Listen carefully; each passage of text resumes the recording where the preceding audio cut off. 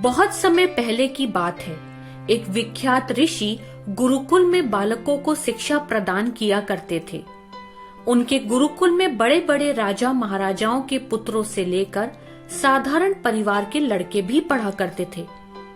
वर्षों से शिक्षा प्राप्त कर रहे शिष्यों की शिक्षा आज पूर्ण हो रही थी और सभी बड़े उत्साह के साथ अपने अपने घरों को लौटने की तैयारी कर रहे थे। तभी ऋषिवर की तेज आवाज सभी के कानों में पड़ी, आप सभी मैदान में एकत्रित हो जाएं।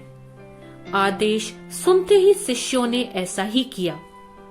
ऋषिवर बोले, प्रिय शिष्यों, आज इस गुरुकुल में आपका अंतिम दिन है।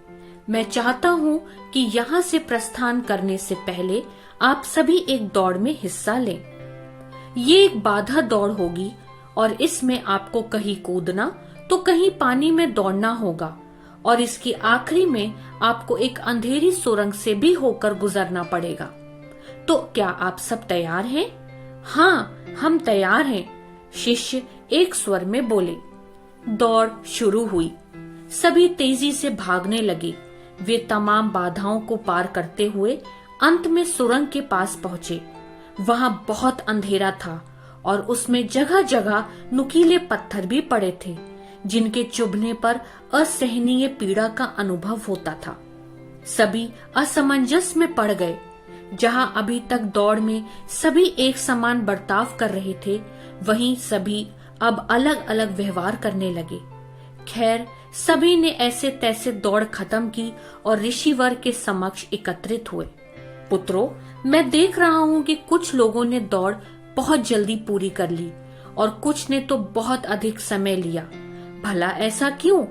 ऋषिवर ने प्रश्न किया।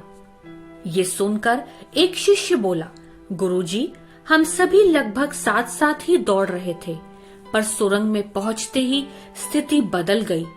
कोई दूसरे को धक्का देकर आगे निकलने लगा तो कोई संभल संभल कर आगे बढ़ रहा था और कुछ तो ऐसे भी थे जो पैरों में चुभ रहे पत्थरों को उठा उठाकर अपनी जेब में रख रहे थे, ताकि बाद में आने वाले लोगों को पीड़ा ना सहनी पड़े।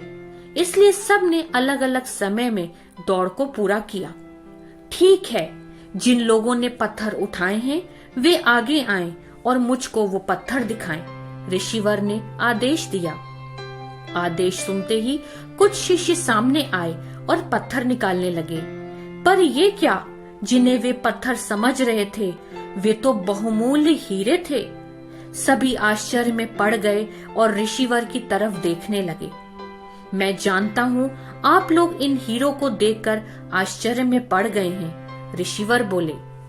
दरअसल इन्हें मैंने ही उस सुरंग में डाला था और ये दूसरों के विषय में सोचने वालों शिष्यों को मेरा इनाम है।